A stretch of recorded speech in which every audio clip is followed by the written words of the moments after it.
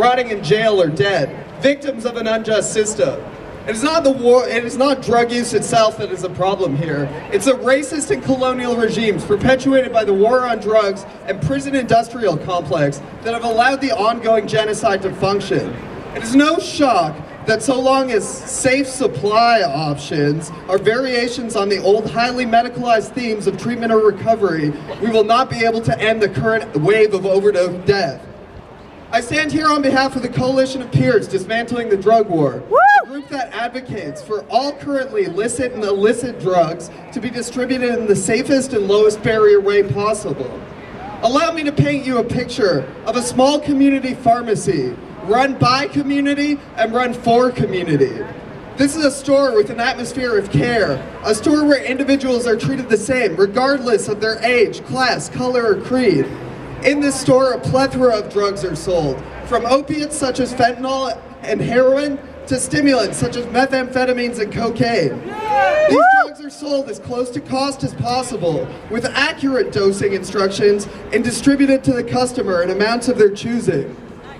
Alcohol remains legal, yet it is the most dangerous drug of all.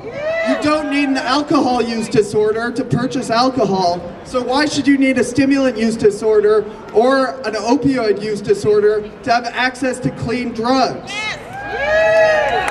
Illicit drug users don't want to have our bodies and choices policed, nor do we want to die. We need human connection and access to safe drugs regardless of how much we want to use them, the types of drugs we use, or how we administer them. If we want to end this crisis, we must think outside of our narrow ideas of treatment-based models and look into community-run solutions where drugs can be purchased without further barrier than informed consent. However, until this dream can become a reality, we call on the city of Vancouver to stop arresting and harassing drug dealers. The old propaganda of the ignorant pusher is wearing thin, and drug dealers are integral parts of our community, helping to assist drug users in staying safe. If we want to talk about a solution to this crisis, up until now, drug dealers have done more than anyone else and have borne the brunt of our scorn more substantially and the hardest. So long as the police continue to arrest and bully the poor and disrupt existing chains of supply, we will not see a fraction of a difference in the death rate until illicit, low-barrier supply chain exists. Get rid of fentanyl, bring back heroin! Ultimately, our stories and suffering have been medicalized by the same neo-fascists that plunder our community. It would seem that we've been abandoned to a terrible fate, while servile scientists create careers on a mountain of bodies. It is easy to dismiss those who seek a solution to this crisis as dreamers, but isn't our whole culture built on past dreams? They believe money can buy them out of the responsibility that they have for the world that they bleed dry. Why must we bargain our lives and trauma for a pittance and a pat on the back under the guise of drug user autonomy?